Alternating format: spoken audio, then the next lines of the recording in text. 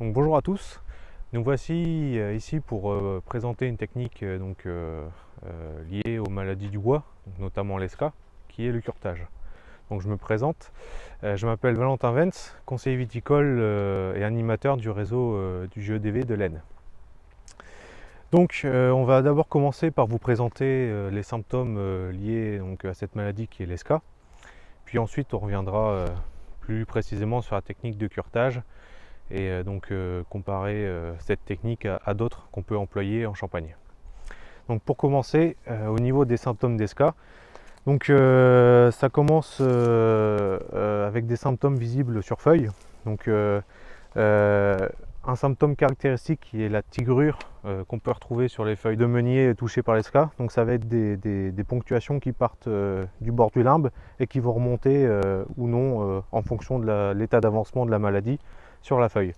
Et donc pour les cépages noirs, ces ponctuations vont se décolorer en rouge. Et pour les cépages blancs, ces ponctuations vont se décolorer en jaune. Donc nous avons d'autres symptômes bien sûr présents sur ce cep là. Donc vous pouvez voir au niveau des grappes des ponctuations noires qui sont également caractéristiques de cette maladie, et également un état d'avancement plus critique de la maladie, un dessèchement total des grappes, donc qui conduisent à la perte de rendement bien sûr, puisque à cet état là la grappe ne donne plus rien. Il existe deux formes de l'ESCA, comme ici la forme lente qui va conduire à des tigrures, et une forme plus rapide qui est la forme apoplectique. Cette forme-ci conduit à la mort du cep avec un dessèchement total de celui-ci. Bonjour, Mélanie Bouchera, conseillère viticole à la Chambre d'agriculture des vignobles champenois. Aujourd'hui, je vais vous parler de la technique de curetage, qui est une technique curative pour lutter contre les maladies du bois type SK-BDA. Donc, dans un premier temps, avant de cureter, il faut repérer les pieds atteints de maladies du bois. Pour la forme lente, on peut les repérer et cureter tout au long de l'année qui suit. Par contre, pour les formes rapides, il faut essayer de cureter le plus tôt possible dès l'apparition des symptômes. En 1, on repère les pieds. En 2, on regarde où se trouve le bois mort et le bois vivant. Et ensuite, on va faire une ouverture la plus large possible pour ensuite enlever les champignons. Pour faire une coupe la plus large possible, on va utiliser cette partie-là du guide de la tronçonneuse. Et ensuite, une fois qu'on verra l'amadou, on ira gratter avec le nez du guide.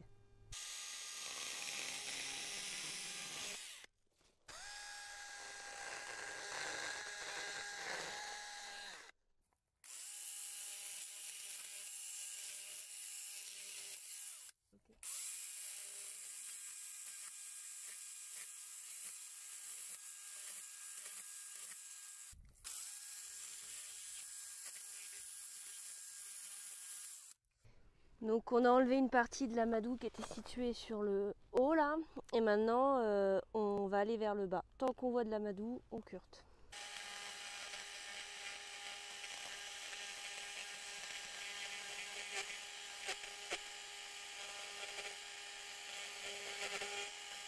L'idée c'est d'enlever le maximum d'amadou.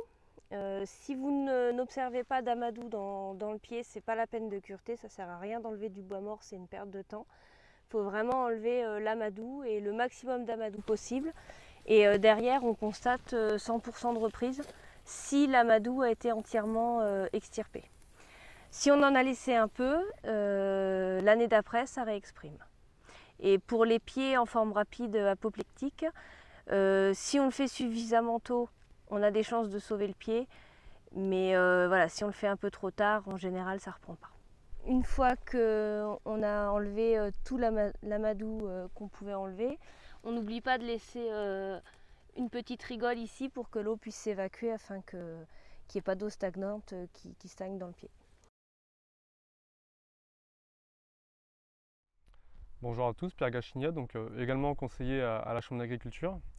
Donc moi je vais vous parler un petit peu matériel, donc vous présenter un peu les différents types de tronçonneuses qu'on peut retrouver pour le curetage. Donc là on a devant nous deux grands types de tronçonneuses. Donc d'un côté là celle-ci l'électrique et de l'autre la tronçonneuse thermique. Donc il existe différents modèles, que ce soit en électrique ou en thermique.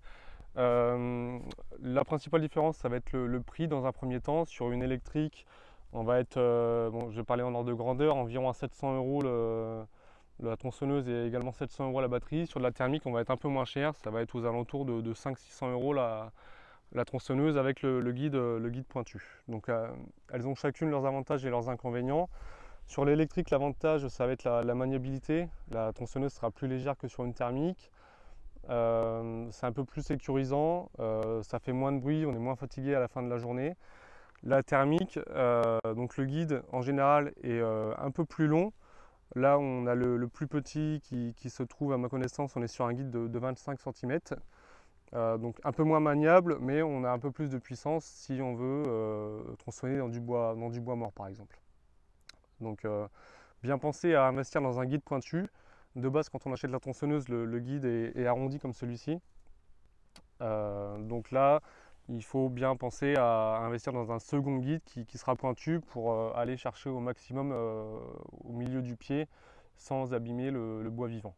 Donc pour résumer, le curetage est une pratique curative. Donc l'idée c'est que quand on peut intervenir en préventif avec des méthodes de taille qui sont plus respectueuses des flux de sève, c'est toujours mieux. Et au niveau du curetage, on a quand même un gain au niveau du coût par rapport à de l'entreplantation, puisque de l'entreplantation, quand on prend tous les coûts sur plusieurs années avant que ça soit en production, on est autour de 9 € par plan entreplanté.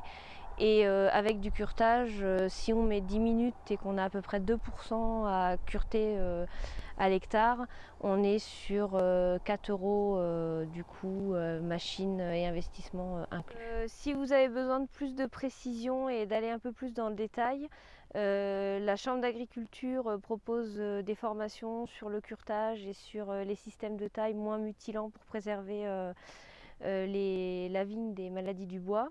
Donc n'hésitez pas à aller vous regarder les dates sur le catalogue de formation.